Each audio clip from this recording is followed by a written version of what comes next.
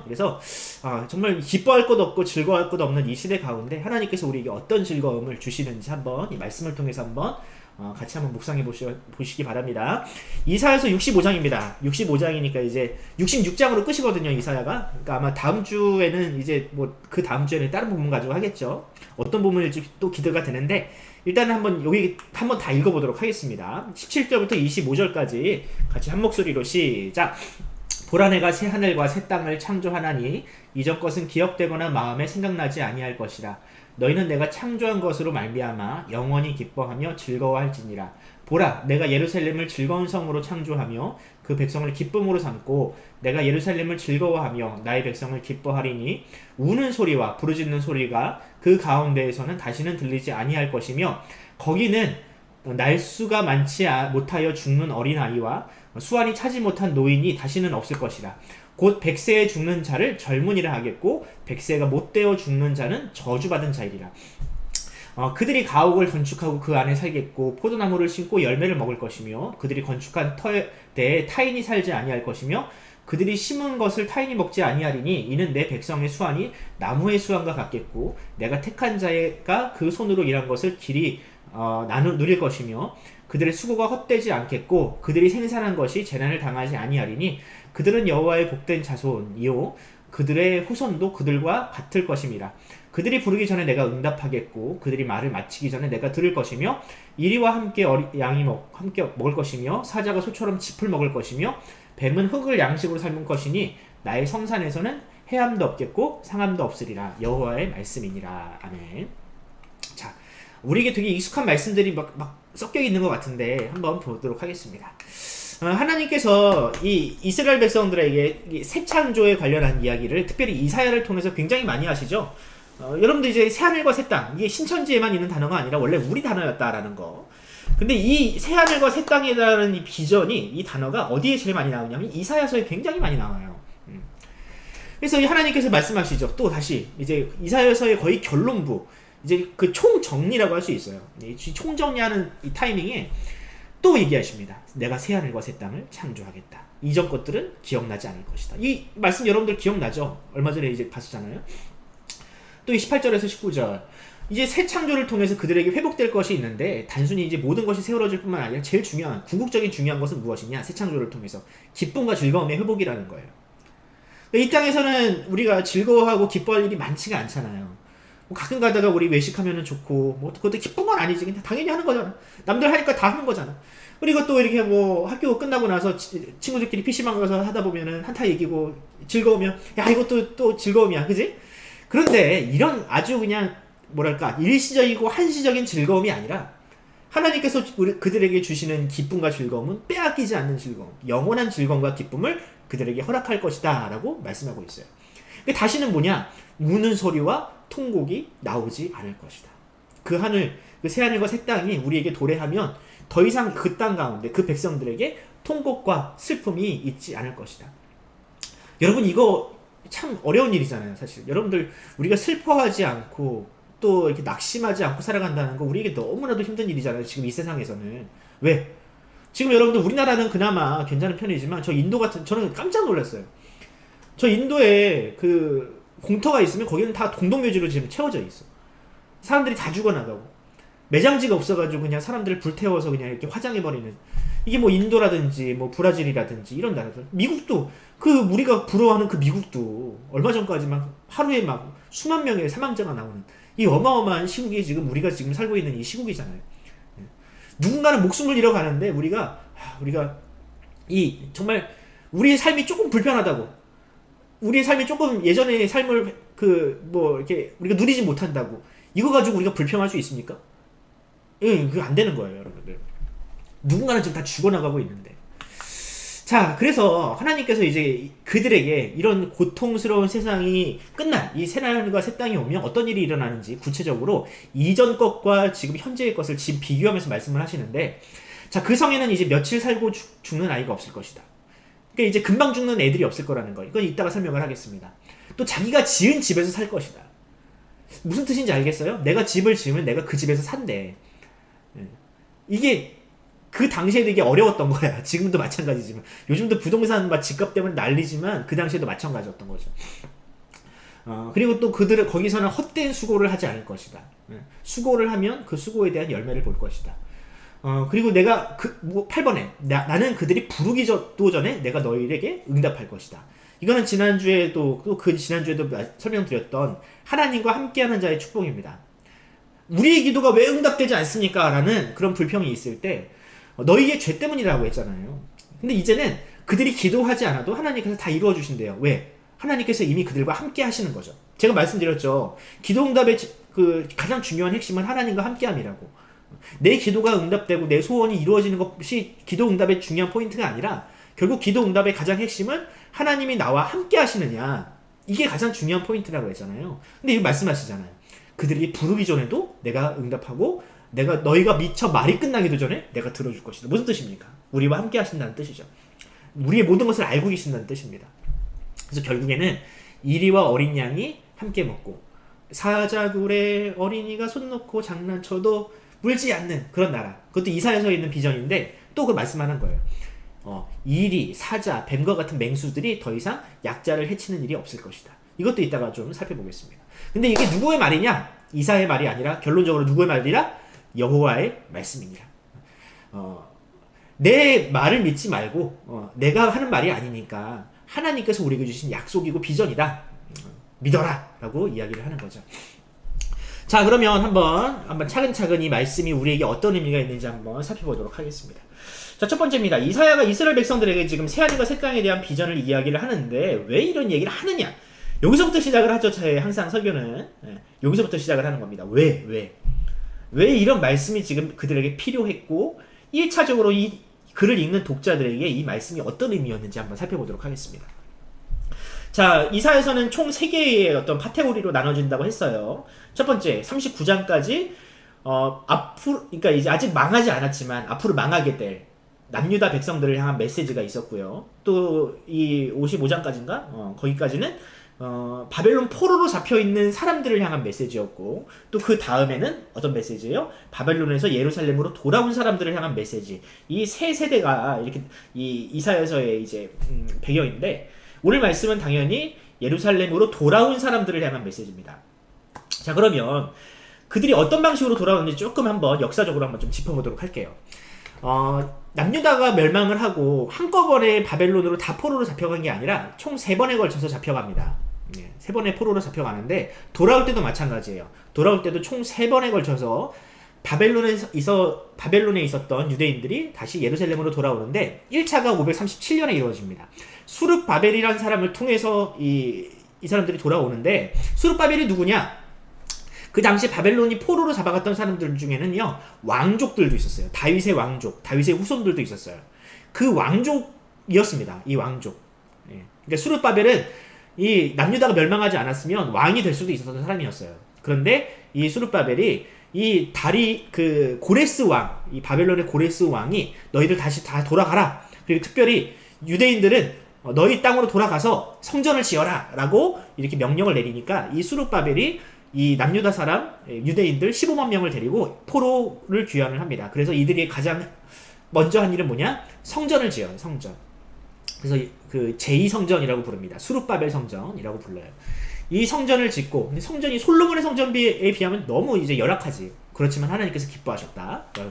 두 번째 포로 귀환은 이제 에스라, 학사 에스라를 통해서 이루어집니다. 또 3차는 느헤미야를 통해서 이루어지죠. 이 느헤미야는 이제 와가지고 예루살렘에 성벽을 짓습니다. 며칠 만에? 52일 만에. 성벽을 짓는 공사가 수년이 걸리는데 정말 밤을 새워가지고 성벽을 지어서 이제 예루살렘이라는 이 도시가 어엿한 하나의 도시로서의 형태가 이게 갖추어지게 됩니다. 이것이 이제 이 바벨론 이후에 있었던 일들이에요. 자, 그런데 그 도시가 어땠을까를 한번 상상을 해보자고요. 그 바벨론으로 돌아왔던 사람들이 딱 도착을 해서 자신의 고향이라고 불리었던 이 예루살렘을 딱 바라봤을 때 어떤 느낌이었을까? 모르긴 몰라도 이런 모양이었을 것 같아요. 왜? 거기는 도시가 아니야. 이미 전쟁에 망해서 멸망을 당해가지고 어디냐? 그 아수르와 그 바벨론이었죠. 바벨론에 멸망을 당해가지고 막 처참하게 무너진 상태였어요. 그 도시가. 우리나라 과거 6.25로 인해서 이 나라가 멸망을 했을 때 뭐 서울이라든 다 뭐 폐허였어. 아무것도 없었어요. 그러니까 서울의 한강의 기적이라고 그러잖아요. 우리가 지금 여러분들이 이미 발전된 상태에서 모든 것이 갖춰져 있는 상태에서 태어났으니까 전혀 생각을 못 하는데, 지금 이 정도의 발전을 이룬, 이 급속도의 발전을 이룬 나라가 거의 없잖아요. 사람들이 놀래잖아요. 그러니까 이런 모양이었을 거라는 거예요. 정말 어엿한 건물 하나 없고, 뭐 성전이 뭐야. 인프라가 있니? 아무것도 없어. 목사님도 이제 거의 이사를 하면 맨날 신도시로만 이사하거든요. 판교의 신도시일 때 이사했었고요. 미사의 신도시일 때 이사했었고요. 다산의 신도시일 때 이제 이사를 했는데 맨날 왜 싸니까. 아직 도시가 완전히 인프라가 갖춰지기 전에는요, 싸요. 그러니까 이제 전세를 그쪽으로 이제 다녔던 거지. 근데 진짜 마트 하나 생기는 게 너무 귀한 일이야. 이 돈가스 소스 하나 없어가지고 차 타고 30분을 가가지고 돈가스 소스를 사왔다니까. 그만큼 이제 신도시는 힘들어요. 이제 아무것도 없는 데는. 근데 이 바벨론이라는 정말 호화로운 나라에서 살다가 이 유대인들이 이 예루살렘으로 왔을 때 그들의 상실감이 어땠을지 여러분 상상이 되나요?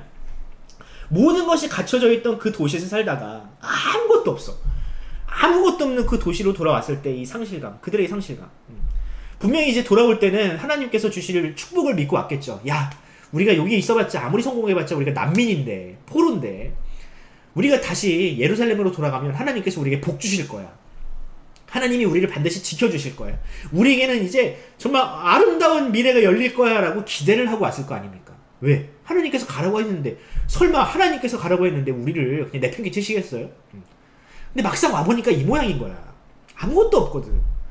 주변 나라들은 우리 막 쳐들어와가지고 괴롭히지, 성벽도 없으니까 막 도적질을 당하지, 이런 꼴이었다고요. 이들에게 있는 질문이 있을 거 아닙니까?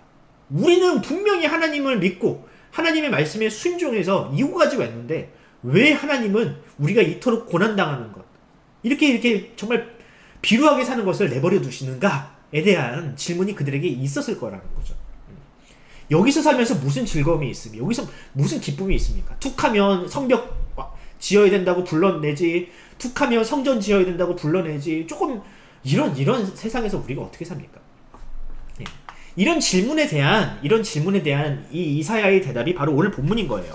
자, 오늘 본문을 보면 이제 기쁨, 즐거움이라는 단어가 이제 초반에 계속 반복이 되잖아요.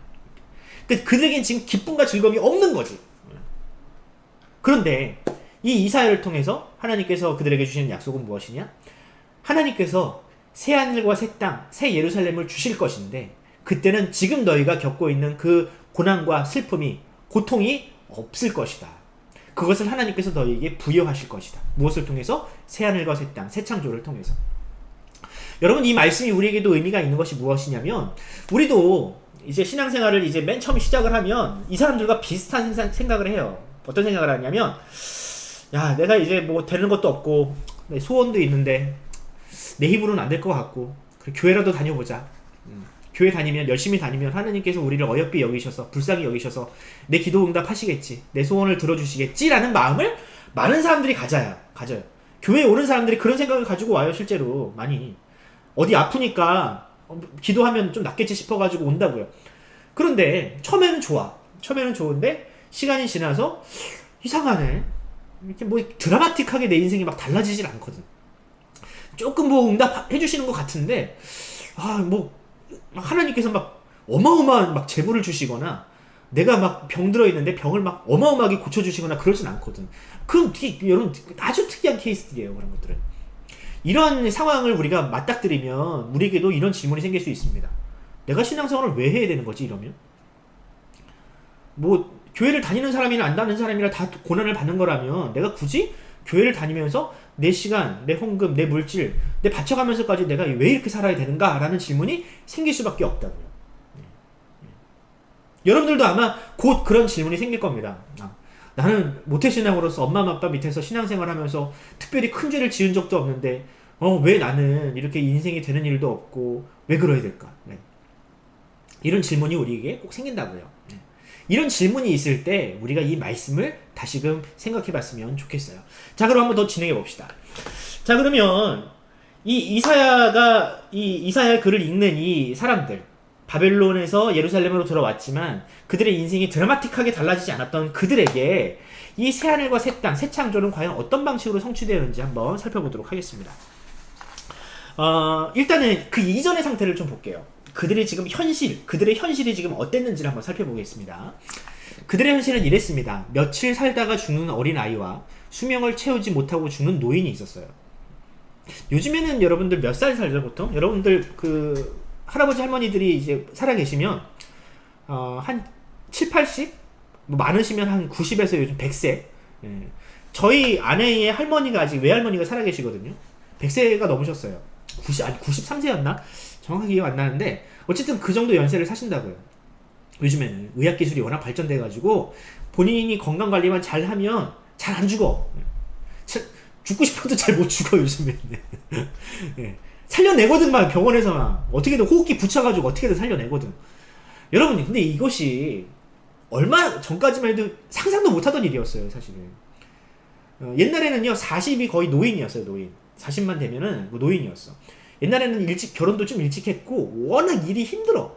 밭일이며 논일이며 워낙 힘들어. 그러니까 이제 에너지들을 젊었을 때 에너지를 너무 소진하니까 오래 못 살아요. 오래 못 살아요. 특히 애도 많이 나. 그러니까 애를 키우려면 너무 힘들어. 그러다 보니까 힘들어. 빨리 죽어. 애들도 마찬가지입니다, 여러분들. 요즘에는 막 태어나자마자 주사를 엄청 맞춰. 우리 나율이나 소율이도 태어나자마자 막 주사를 하루에 2-3개씩 막 그랬어. 다 공짜도 놔줘. 좋은 나라야. 뭐 비형 감염, 무슨 뭐 BCT 뭐 다 맞아. 그러니까 애들이 태어나가지고 이미 면역력을 다 갖춰놓고 태어나니까 애들이 잘 안 죽어요.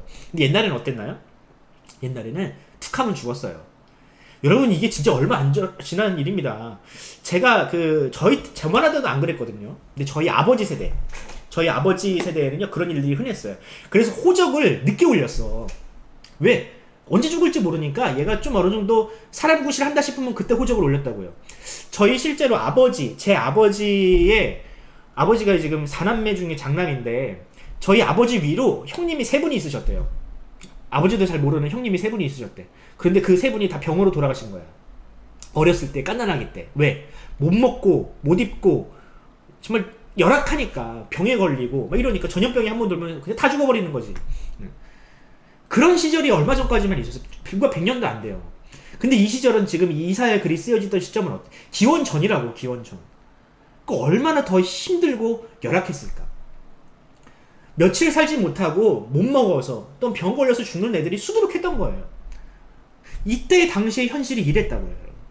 그런데 하나님께서 이 새하늘과 새 땅을 창조하신 다음부터는 또 혹은 궁극적으로 그것이 완성된 이후에는 더 이상 이런 일이 없을 것이다. 즉 사망이 없는, 더 이상 누군가의 죽음을 경험하지 않는 그런 하나님 나라, 천국이 그들에게 열릴 것이다 라는 것이 이 이사야를 통해서 주신 약속이라는 거죠. 이 죽음을 경험하지 않는다. 다시 말하면 죄로 인한 죄의 문제가 해결될 것이다 라는 일종의 복선인 겁니다. 두 번째, 자기가 지은 집에서 살 수 없었대요. 그 당시에는 포도밭을 가꾸지만 그 포도를 내가 먹을 수가 없대요. 수고가 헛되대요. 왜 이런 일이 일어납니까? 그 당시 여러분들 그들의 처지를 생각해 봅시다. 그들이 예루살렘으로 돌아왔지만 아직 그들은 페르시아, 이 고레스 왕 페르시아죠. 이 페르시아의 속국이에요, 속국. 그들은 자유인이 아닙니다. 속국이에요, 속국. 식민지예요, 식민지.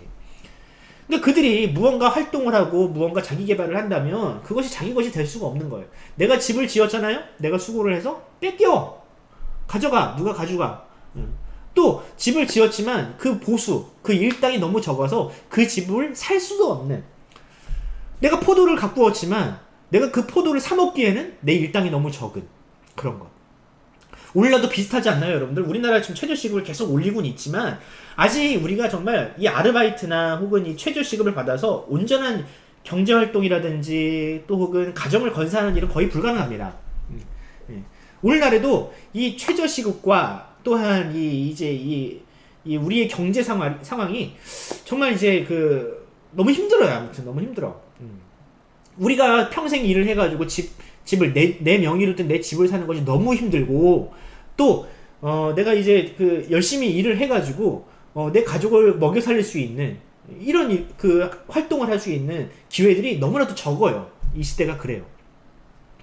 열심히 일은 하지만 손에 남는 것이 없는, 한 달에 카드값이 빠져나가는 날만 되면 통장에서 그냥 쑥 빠져나가는 그런 일들이, 현실들이 지금도 있지만 그 당시에도 더 심했다라는 거죠. 또 현실 봅시다. 이리와 사자와 뱀과 같은 포식자들이 있어요. 이것이 단순히 이제 그냥 맹수로 이 상징적인 거예요. 어떤 존재가 이리 같은 존재입니까? 사자 같은 존재입니까? 강자들, 사회 지도층들, 그들이 이제 자신들만의 카르텔을 만들어가지고 자기들끼리 다 해먹는 이런 구조들, 약자를 착취하고 노동자들을 업신여기는. 그래서 자기들은 일도 안 하면서 그냥 떵떵거리며 살면서도 가지지 못한 사람들을 멸시하는, 게을러서 그렇다고 이렇게 멸시해버리는 이런 사람들, 이리와 사자 같은 존재죠. 근데 더 이상 이런 자들이 그 나라에는 없을 것이다. 모두가 다 어린 양과 이리가 함께 먹는 그런 아름다운 공동체가 그 시대에 열릴 것이다 라고 약속을 하고 있는 거죠. 여러분들 이렇게 보면 어때요? 그 시대와 오늘날이 크게 달라지지가 않았잖아요. 그 시대도 힘들었지만 오늘날도 역시 마찬가지로 힘든 시대를 우리가 살고 있잖아요. 열심히 일을 하고 정말 애를 써보지만 잘 무언가 이게 잡히지 않는 그런 시대를 우리가 살고 있습니다. 자, 이런 시대 앞에서 하나님께서 우리에게 주신, 그들에게 주신 약속은 무엇이냐? 새 창조였습니다. 새 창조. 자, 지난번에도 새 창조에 대한 이야기를 했는데 이 두 번째 창조, 새 창조는요, 첫 번째 창조를 뛰어넘는, 또 혹은 이 두 번째 창조는 첫 번째 창조의 어떤 이 죄로 인해서 문제가 생긴 것들을 보완하고 또한 이것을 개선하는 그런 창조라고 했어요. 근데 이 첫 번째 창조는 하나님의 완벽한 창조인데 무엇이 문제였습니까? 죄가 문제였단 말이죠. 이 죄. 하나님이 만들지 않았지만, 사람이 만들었지만 사람조차 어찌하지 못하는, 분명히 사람이 지은 죄인데 사람이 없애지 못하는 이 문제. 마치 코로나와 비슷하죠. 코로나도 누구 때문에 생겼어요? 뭐 원인은 지금 막 여러 가지로 이야기하는데 어쨌든 사람의 죄로 인해서 생긴 문제잖아요. 환경 오염이라든지 여러 가지 문제들. 뭐 사람이 만들었을 수도 있고. 근데 이 코로나 하나 없애지 못하는 게 지금 사람이잖아요. 죄는 어때요? 죄도 역시 마찬가지로 사람이 만들었죠. 근데 이 사람이 없앨 수 있어요, 죄를? 못 없애요. 그래서 하나님의 두 번째 창조가 필요한 겁니다. 자, 첫 번째 창조는 뭐였어요? 무에서 유를 창조하는 것이 하나님의 창조였죠. 이거 사람이 따라할 수 있어요? 못 따라해요. 사람은 있는 것에서 있는 것을 만들지 절대로 무에서 유를 창조할 수 없어요. 자, 그러면 두 번째 창조는 뭐냐? 없애는 거예요. 없애는 거예요. 무엇을 없앱니까? 죄를 없애는 거예요. 첫 번째 창조는 만들어내는 것이라면 두 번째 창조는 죄를 없애는 거예요. 근데 이 죄를 없애는 것도 사람이 할 수 있어요, 없어요? 못해요. 못하는 거예요. 그래서 누가 하시기로 하셨어요? 하나님이 하시기로 하신 겁니다. 죄를 없애는 것을. 이 죄 때문에 이 사람들이 모든 불행, 또한 슬픔, 고난의 씨앗이 죄 때문에 생겼잖아요. 사람을 올가매고 사람을 괴롭히는 이 죄의 문제. 이것을 없애기 위해서 예수님이 오신 겁니다. 계속 여러분들에게 강조하죠. 예수 그리스도의 십자가, 예수님의 죽음은 당신의 죄 때문이 아닌 누구의 죄 때문에? 우리의 죄 때문에. 그분이 우리의 죄를 없애시기 위하여, 해결하시기 위하여 그분이 십자가에 달려 돌아가신 거예요. 자, 그런데 많은 사람들이 이렇게 생각을 안 해요. 예수님을 안 믿는 사람들이 이렇게 생각 안 하고 어떤 방식으로 이 죄를 없앨 수 있다고 생각을 하냐면, 내가 선행을 하면 내 죄가 없어질 수 있다라는 방식으로 생각을 해요. 이게 맞나요? 단순하게 생각을 하는 거야. 수학적으로 생각을 하는 거지. 내 죄가 마이너스이니 백이니 내가 플러스라는 행동을 하면 이 마이너스가 상쇄될 것이다 라는 생각을 사람들이 하는 거야. 굉장히 단순한 생각이죠. 이 죄라는 행동과 선이라는 행동은 서로 상극이기 때문에 이 마이너스가 있으면 플러스를 통해서 그걸 보완할 수 있다라고 사람들이 생각을 한다고요. 근데 이게 사람들이 가지고 있는 가장 큰 착각이에요. 이거는 사람이 생각하는 생각이지 하나님의 방식이 아니라고. 하나님의 방식은 그렇지 않습니다. 죄는 무엇으로 보완할 수 있느냐, 해결할 수 있느냐? 오직 생명으로만 해결할 수 있어요. 죄는 무엇으로 해결할 수 있다고요? 생명으로만 해결할 수 있다고요. 이것이 하나님이 만드신 원칙이에요. 그런데 사람은 이것이 불가능하니까, 내 생명을 내놓고 죄를 해결할 수는 없으니 선행이라는 방식으로 그걸 해결하고 싶은 거예요. 안 되는 거죠. 왜? 일단 이 선행도 문제야. 이 선행도 죄가 오염되어 있는 선행이야. 내가 선행을 하는 목적이 뭐예요? 정말 순수한 마음으로 선행을 하나요, 사람들이? 아니잖아요. 나를 드러내고 또 혹은 내가 이 선행을 통해서 무언가 유익을 얻고 싶어서 선행을 한다고. 그러니까 이 선행조차도 플러스가 아니라고요, 여러분. 그래서 이 죄를 없애는 것은요, 사람으로서 불가능합니다. 사람은 불가능해요. 플러스를 가지고, 선행을 가지고 죄를 없앨 수가 없어요. 그래서 예수님이 필요한 거죠. 예수님만이 죄를 해결하실 수 있는 유일한 분이신 거예요. 그래서 이 예수 그리스도를 통해서, 십자가를 통해서 이 죄의 문제, 마이너스의 문제가 해결된 거죠. 새 창조가 시작이 된 거예요. 제가 완성됐다고 말을 안 해요. 왜? 지금 우리의 현실은 아직 완성된 세상은 아니거든. 시작을 한 거예요, 시작. 첫 창조도 마찬가지입니다. 하나님께서 이 천지를 창조하시고 하나님께서 안식하심으로 그 창조를 완성하셨지만 그 안식이 하루로 끝나지 않아요, 여러분. 하나님의 안식은 영원합니다. 그래서 이 세상은 계속해서 지금 진보하고 발전하고 있어요. 하나님께서 세상을 창조하신 다음에 세상이 딱 고정된 상태로 있지 않잖아요. 지금도 우주는 계속해서 팽창하고 있습니다, 여러분. 우리가 창조를 믿는다고 해가지고 과학을 무시하면 안 돼요. 우주는 계속해서 팽창하고 있고 별들은 계속해서 만들어지고 있어요. 하나님의 창조는 계속해서 이루어지고 있다고요. 피조물들을 통해서 또 사람을 통해서 계속해서 무언가가 창조되고 있어요. 이것이 하나님의 창조의 그 진행 방향입니다. 그렇다면 두 번째 창조는 어떨까? 두 번째 창조도요, 마찬가지예요. 하나님께서 두 번째 창조를 예수님을 통해서 딱 성취를 하셨어. 그것을 시작을 하셨어. 그리고 새로운 피조물들을 빚으셨어. 누구예요? 우리들이잖아요. 하나님께서 아담을 첫 번째 피조물로 지으셨듯이 예수 그리스도를 통해서 우리를 피조물로 새로 만드셨잖아요. 우리 안에 성령을 집어넣으시고 또한 우리에게 하나님의 말씀을 넣으셔서 우리로 하여금 새로운 피조물이 되게 하셨다고요. 이제 그 우리의 새로운 피조물 된 우리를 통해서 하나님의 두 번째 창조는 이제 점진적으로 이루어지고 있는 겁니다. 계속해서 이루어지고 한 번에 짠 하고 완성되는 게 아니라고요. 첫 번째 창조도 그렇게 완성이 안 됐어. 두 번째 창조도 마찬가지입니다. 우리를 통해서 이루어지는 거예요. 그런데 그것이 조금 더디어 보여. 하나님께서 완성해 주시고 그냥 우리에게 선물로 주시면 좋겠는데 그게 아니라고요. 하나님의 방식은 그게 아니에요. 우리는요, 그런 의미에서 그 첫 번째 창조는 경험하지 못했지만 하나님께서 이 땅을 창조하실 때 우리는 그곳에 없었잖아요. 하지만 우리는 두 번째 창조는 우리가 경험할 수 있습니다. 우리를 통해서 이루시는 하나님의 새 나라와 또한 새로운 질서를 우리는 경험할 수 있다. 그 두 번째 창조의 질서를 우리가 경험해야만 합니다. 자, 그런데 이 말씀이 있어요. 우리에게 주시는 두 번째 창조의 완성. 이 말씀을 우리에게 이 에베소서 본문을 통해서 우리가 힌트를 발견할 수 있습니다. 자, 한번 읽어볼까요? 우리가 다 하나님의 아들을 믿는 것과 아는 일에 하나가 되어 온전한 사람을 이루어. 자, 온전한 사람이 된대요. 근데 이 온전한 사람이 되는 방식이 뭐예요?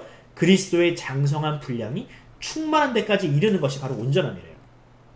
그러니까 다시 말하면 우리가 예수를 닮아가고 또한 예수님의 인격을 우리 안에 채우고 예수님을 닮아가는 것이 곧 두 번째 창조의 완성의 목표이자 또한 그것이 우리에게 가능해졌다라는 것.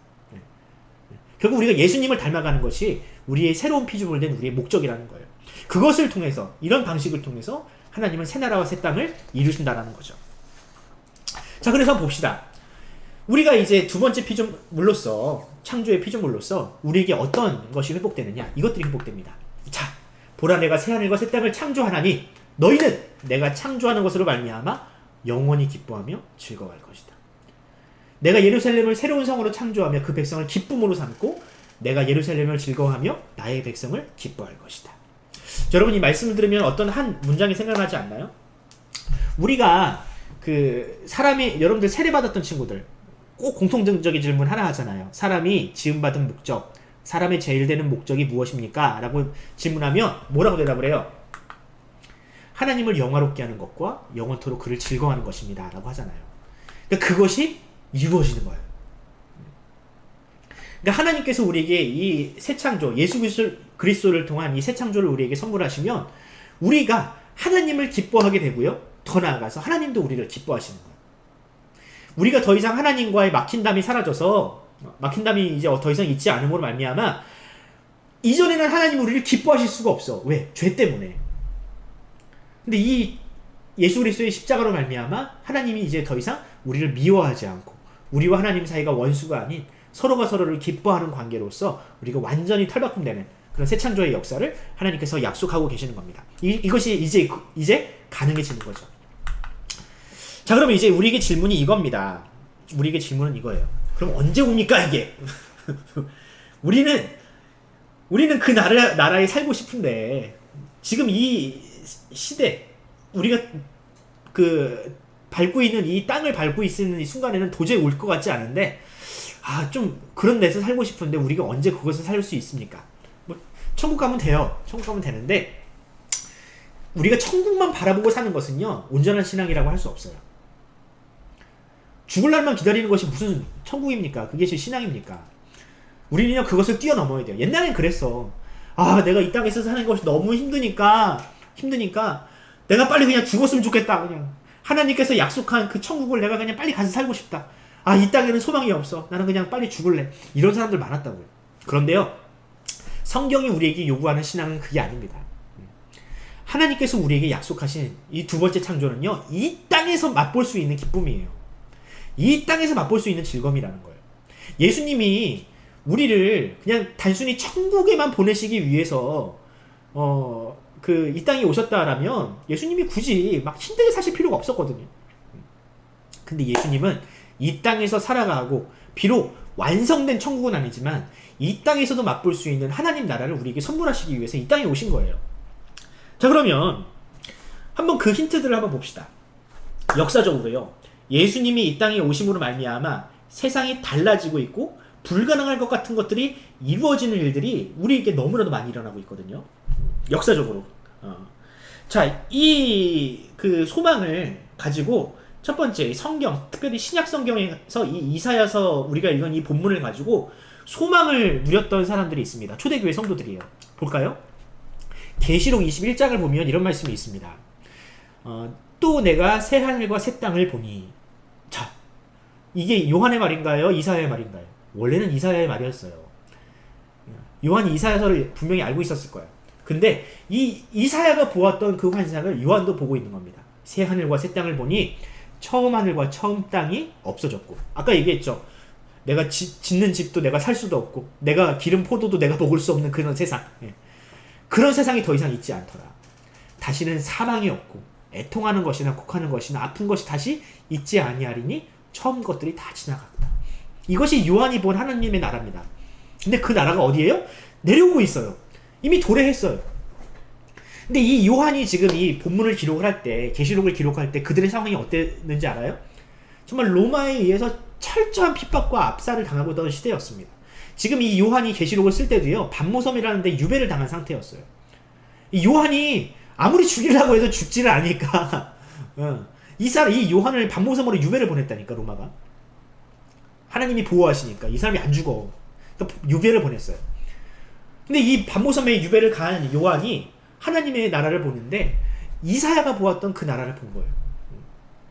그래서 이 소망, 우리에게 하나님께서 이런 나라를 지금 우리에게 선물하셨구나, 또 그 나라가 곧 오는구나 라는 소망을 가지고 그들이 견디어내고 또한 승리를 하는데 결국 어떤 일이 일어났습니까? 로마가 복음화됐어요. 핍박받던 그들이 오히려 핍박하는 사람들을 돕고 섬기고 또한 인내하니까 사람들이 이건 도저히 이 세상의 질서로 사는 사람이 아닌 거야. 어떻게 사람들이 자기를 저주하고 십자가에 매다는 사람들을 위해서 기도할 수 있습니까? 어떻게 사람들이 이 땅에서 발붙이고 사는 사람들이 정말 십자가에 달려 사자밥이나 그런 와중에 찬양을 할 수 있습니까? 이건 이 세상의 질서로 해석이 안 되는 일들이 그 당시에 일어나는 거죠. 그러니까 그 로마가 뒤집어졌어요. 결국 그래서 그 로마가 기독교를 국교화하고 많은 사람들이 예수님께로 돌아오는 그런 일들이 이후에도 계속해서 일어나고 있지 않나요? 로마에만 그런 일이 일어났나요? 지금도 여러 가지 선교지에서 또한 이 하나님의 백성들이 사는 그곳에서 이런 일들이 일어납니다. 여러분, 이 세상의 질서는요, 사람의 본능, 이 죄인의 본능이에요. DNA에 새겨져 있는 본능이에요. 다 욕심을 부리고요, 자기 살 길을 찾고요, 그런 것이 사람의 본능이라고요. 그런데 이것에 반하는 행동, 이 질서와 정반대로 사는 사람들이 있다는 증거, 무엇을 증거하는 겁니까? 새 하늘과 새 땅이 이미 이 땅 가운데, 이 시대 가운데 임했다는 증거인 거예요. 자기의 욕심대로 살지 않고 남을 위해서 헌신하고 또 그 사람들을 위해서 기도하며 자신의 것을 내어주는 사람들이 생겼다는 것. 여러분 이것은요 하나님 나라가 이미 이 땅 가운데 임했다는 증거인 거예요. 도저히 이 세상은요 그렇게 살 수가 없는 구조라고요. 그런데 그런 사람들이 있다라는 것. 그런 새로운 피조물로 이 거듭난 인생들이 이 땅 가운데 있다는 것만으로도 하나님의 나라는 이미 이 땅 가운데 와 있다라는 증거라고요. 또 하나 볼까요? 불과 100년도 안 된 일입니다. 미국은 최근에는 인종차별 아직도 있어요. 아직도 있지만 많이 없어졌잖아요. 요즘에는 흑인이 대통령이 되고 또 농구 선수가 되고 수억 원 재벌이 되는 그런 시대예요. 요즘엔 흑인이 아니라 그 동양인들이 차별을 받고 있어가지고 문제긴 하지만 어쨌든 미국은 그런 나라였어요. 왜? 이 노예들 흑인들은요 노예들이었거든. 노예들이었어. 이 아메리카를 개발하고 개척하기 위해서 아프리카에서 끌고 온 사람들이거든요. 사람으로 끌고 오지 않았어요. 짐승으로 끌고 왔어요. 사람 대접을 안 했다니까. 사람으로 생각을 안 했다니까. 미국인들이, 백인들은, 흑인들을. 그런데 불과 100년이 지나지 않아서 어떻게 됐습니까? 그것을 위해서 자신의 인생을 투신했던 한 분이 있어요. 바로 마틴 루터 킹 주니어 목사님이십니다. 이 분이 I have a dream이라는 굉장히 위대한 설교를 남겼습니다. 근데 이 설교문을 잠깐만 제가 몇 가지 이제 추려가지고 여러분들에게 소개를 하면 이런 거예요. 나에게는 꿈이 있습니다. 언젠가는 이 나라가 일어나 모든 사람은 평등하게 태어났다라는 진실의 강령대로 살아갈 날이 있을 것이라는 꿈. 그러니까 그 시대는 아니었다라는 거죠. 어떻게 사람이 평등해라고 생각했던 시대였다라는 거예요. 그런데 또 나에게는 꿈이 있습니다. 언젠가는 조지아주의 붉은 언덕 위에서 노예들의 후손과 소유주들의 후손이 형제의 식탁에 함께 앉아 자리할 수 있을 거냐는 꿈이 있습니다. 그 당시는 이게 상상조차 할 수 없었던 일이야. 차라리 천국이 오면 빨리 더 오지 흑인과 백인이 서로 함께 앉아서 식탁에서 밥을 먹을 수 있는 일이 이 세상에는 절대 일어나지 않을 거라고 생각했던 시대였다고요. 차라리 인류의 종말이 오면 더 빨리 왔지. 또 나에게는 꿈이 있습니다. 부정과 억압과 열기에 찌든 듯한 이 미시시피주조차도 언젠가는 자유와 정의와 오아시스로 바뀔 것이라는 꿈을 저는 가지고 있습니다. 또 나에게는 꿈이 있습니다. 나의 4명의 어린 아이들이 언젠가는 그들의 피부색이 아니라 그들의 개별성에 의해서 판단되는 나라에 살게 될 것이라는 꿈을 가지고 있습니다. 여러분 이게 꿈이었다고요. 꿈. 도저히 일어날 수 없는 현실이었다고요. 이게 불과 100년도 되지 않은 미국에서. 그런데 지금 현실은 어떻습니까? 현실은 이것이 꿈이 아닌 현실이 됐어요. 그 미국인 목사, 흑인 목사, 하나님의 나라를 소망했던 그 사람이 꿈꾸었던 그 꿈이 정말 그 흑인들이 비폭력으로 그들에게, 이 백인들에게 저항을 하면서 우리는 자유인이라, 우리도 사람이라고 이렇게 주장을 하니 그들에게 하나님 나라가 이루어지기 시작을 했다고요. 여러분 이것을 통해서 저는요 하나님 나라는 이 땅 가운데 이미 와 있다라고 저는 확신하게 되었어요. 비록 아직 해결되어야 할 일들이 많고 개선되어야 될 일들이 많지만 나 말고 주변은 다 그대로인 것 같지만 이런 역사적인 증거들과 또한 우리 주변 사람들의 어떤 상황들을 통해서 우리 성도들의 삶을 통해서 그들을 통해서 변화되는 이 주변의 상황들 또 역사의 어떤 변천들 이런 것들을 보면 하나님 나라는 이미 와 있어요. 그 질서는 그 시대에만 적용되는 것이 아니라 지금도 이 시대에도요 이 시대를 변화시키는 힘으로 분명히 작용하고 있다는 거예요. 여러분 하나님 나라는 와 있습니다. 우리는 새로운 피조물이에요. 비록 우리가 이 세상에 살면서 고난을 당할 수는 있어요. 당할 수는 있지만 그것은 우리에게 있는 문제가 아니라 이 세상의 문제예요. 세상이 아직 하나님 나라를 받아들일 준비가 되지 않았기 때문에. 하지만 우리는 어때요? 우리는 변하고 있잖아요. 우리는 하나님의 백성으로서 날마다 새로워지고 있잖아요. 또 이 세상은 그리스도인들을 통해서 계속해서 발전되고 또한 자유와 인권이 회복되고 있잖아요. 이렇게 정말 불완전한 세계에서도 그렇게 하나님 나라를 맛볼 수 있는데 장차 우리가 그 완전한 하나님 나라에 들어가게 되면 얼마나 더 우리에게 아름다운 일들이 우리에게 벌어질까요? 그래서 이사야는 그렇게 얘기를 하는 겁니다. 보라, 그날이 이르면 더 이상 이전 일들을 기억조차 하지 않게 될 것이다. 그때가 너무나도 좋아서 우리에게 이루어질 그 하나님 나라가 너무나도 좋은 것이어서 이 땅에 있었던 그 고통과 슬픔들을 더 이상 기억조차 하지 않게 될 것이다. 저는 이 말씀을 믿습니다. 이 말씀을 믿고 현실의 고난, 이 고통을 능히 견딜 수 있습니다. 여러분들도 이 믿음을 가지고 너무 멀었어요, 그렇게 생각하지 마시고요. 이미 이루어지고 있어요. 이 믿음을 가지고 이 어려움과 고통을 여러분들 잘 견뎌내시기 바랍니다. 코로나로 인해서 여러분 앞으로는 코로나보다 더 무서운 게 와요. 여러분들이 살면서 더 무서운 게 올 수도 있어요. 코로나가 무서운 게 아니야, 여러분들. 그럼에도 불구하고 어떤 고통과 어떤 시련이 있더라도 이 믿음을 가지고 이미 이루어지고 있는 그 하나님 나라를 우리가 바라보면서 이 믿음을 가지고 여러분들이 가지고 있는 어려움과 고통과 고민들을 잘 이겨내시기를 간절히 소원합니다. 우리는 이미 가지고 있어요. 믿으시기 바랍니다. 적용해 봅시다. 세상이 변하지 않는다고 여러분들 한탄하지 마십시오. 막 코로나 언제 끝난다고 막 이렇게 슬퍼하지 마세요. 중요한 건 뭔지 아세요? 내가 하나님의 백성으로서 변화되는 것이 훨씬 더 중요한 거예요. 두 번째, 여러분들은 어디에 살고 있습니까? 여러분들이 현실의 고통에 안주하고 있으면, 낙심하고 있으면 여전히 옛 예루살렘에 살고 있는 사람들이에요. 하지만요, 여러분들 변화되고 있는 하나님 나라를 바라보면서 그 기쁨을 여러분들이 경험하고 있다면 여러분들은 하나님 나라에 이미 살고 있는 사람들이에요. 그러므로 여러분들 슬픔과 고통이 아니라 다가올 내일 하나님께서 이루어주실 그 소망들을 가지고 살아가면 여러분들 하나님 나라의 백성으로서 그리스도가 왕이신 새로운 나라의 시민권으로서 살게 되는 거예요. 사도 바울도 그랬거든요. 사도 바울이 뭐라고 고백했냐면 이렇게 고백했어요. 그러나 우리의 시민권은 하늘에 있는지라. 이 땅에 살고 있으면서 내 시민권은 어디에 있대요? 하늘나라에 있대요. 거기로부터 구원하는 자, 곧 그리스도 예수를 내가 기다리고 있다. 이 믿음이 우리에게도 있길 바랍니다. 마지막, 이리와 사자와 뱀이 되려 하지 맙시다. 여러분들, 우리가 너무 힘들면요, 이 땅의 질서에서 고통받지 않는 방식으로 살고 싶어 해요. 근데 어떤 방식이에요? 내가 성공하면 되거든. 내가 다른 사람을 부리고 압제할 수 있는 자리에 있으면 내가 이 땅에서 고통을 안 받거든요. 그래서 이리와 사자와 뱀이 되려고 해요, 사람들이. 학교에서도 비슷하죠, 질서가.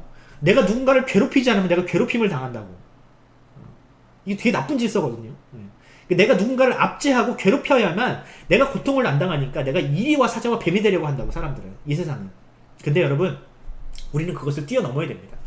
우리는 그런 사람들을 조련하는 사람들이 되어야 돼요. 그런 사람들 다스리는 사람이 되어야 돼요. 그들의 방식이 아니라 하나님 나라의 방식으로 그들에게 그들을 조련하고 그들의 죄악을 억제하고 억누르고 그들이 더 이상 그렇게 살지 않도록 우리가 하나님 나라의 질서를 그들에게 보여주어야 합니다. 그런 조련사가 되시기 바랍니다. 마지막입니다. 마틴 루터 킹 목사가 I have a dream이라고 했잖아요. 저에게도 꿈이 있습니다. 이 땅에는 한국교회 모든 성도들이, 또 우리 푸른사랑의 교회 중고등부 또 선생님들과 학생들이 새로운 피조물이라는 사실을 분명히 직시하고 인식하고 회개하면서 이 세상을 변화시키는, 과거 미국을 변화시켰고 로마를 변화시켰던 그 그리스도인들이 이 땅에도 역시 마찬가지로 일어나서 이 세상이, 이 한국 사회가 변화되는 그런 꿈을 저도 꾸고 있지만 여러분들도 꾸기를 간절히 소원을 합니다. 아멘.